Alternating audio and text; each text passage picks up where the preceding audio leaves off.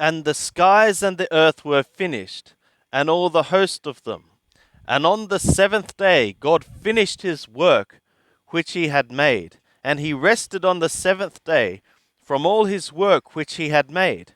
And God blessed the seventh day, and hallowed it, made it holy, set it apart, sanctified it, because that in it he rested from all his works which God had created and made. And this is where the first account, the account of creation, the creation week ends, with the seventh day.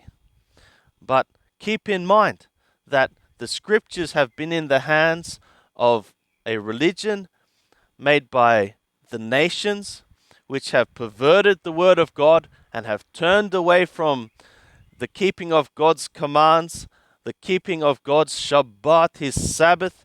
Look, here it is, that right in the beginning, God hallowed the seventh day before there was a Jew, but this religion says, oh no, Sabbath is only for Jews. Beware, because they have not faithfully preserved the truth of God. It's here in the scriptures, but even here they're cutting it in the wrong spot. They've made the account continue into chapter 2 instead of cutting it at the right spot. They cut the Sabbath from the other 6 days in the account. So beware and turn from evil religion that corrupts the word of God, and come out from them and be a pure lump, be the pure lump, be the unleavened body of Yeshua. Unite in mutually accountable and pure fellowship and uphold God's truth, not the religion of man. Continuing on to another account of the creation. These are the generations of the skies and of the earth when they were created, in the day that Yahweh God made earth and skies. And no plant of the field was yet in the earth, and no green plant of the field had yet sprung up, for Yahweh God had not caused it to rain upon the earth, and there was not a man to till the ground. But there went up a mist from the earth, and watered the whole face of the ground. And Yahweh God formed man of the dust of the ground, and breathed into his nostrils the breath of life, and man became a living soul. And Yahweh God planted a garden eastward in Eden, and there he put the man whom he had formed. And out of the ground made Yahweh God to grow every tree that is pleasant to the sight and good for food, the tree of life also in the midst of the garden, and the tree of the knowledge of good and evil. And a river went out of Eden to water the garden, and from thence it was parted, and became 4 heads. The name of the first is Pishon. That is it which compasseth the whole land of Hawilah, where there is gold, and the gold of that land is good. There is bdellium, and the onyx stone. And the name of the second river is Gihon.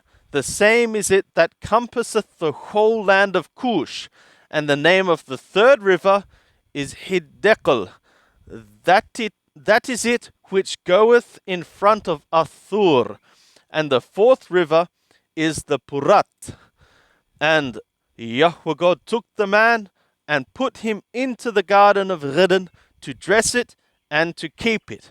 And Yahweh God commanded the man, saying, of every tree in the garden thou mayest freely eat, but of the tree of the knowledge of good and evil thou shalt not eat of it.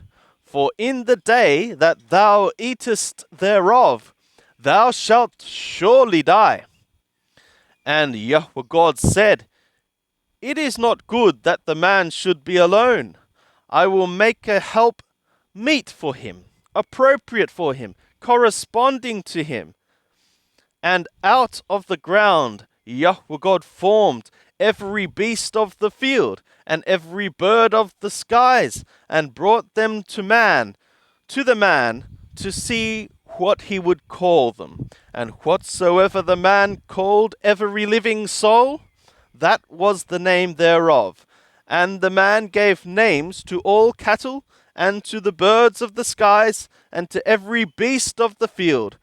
But for man there was not found a help meet for him, suitable for him, corresponding to him. And Yahweh God caused a deep sleep to fall upon the man, and he slept. And he took one of his ribs, and closed up the flesh instead thereof. And the rib which Yahweh God had taken from the man made he a woman, and brought her to the man. And the man said, This is now bone of my bones, and flesh of my flesh.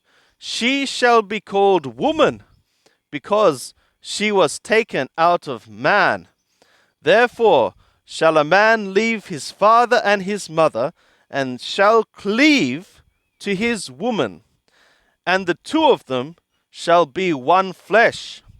And the two of them were smoothly nude, the man and his woman, and were not ashamed.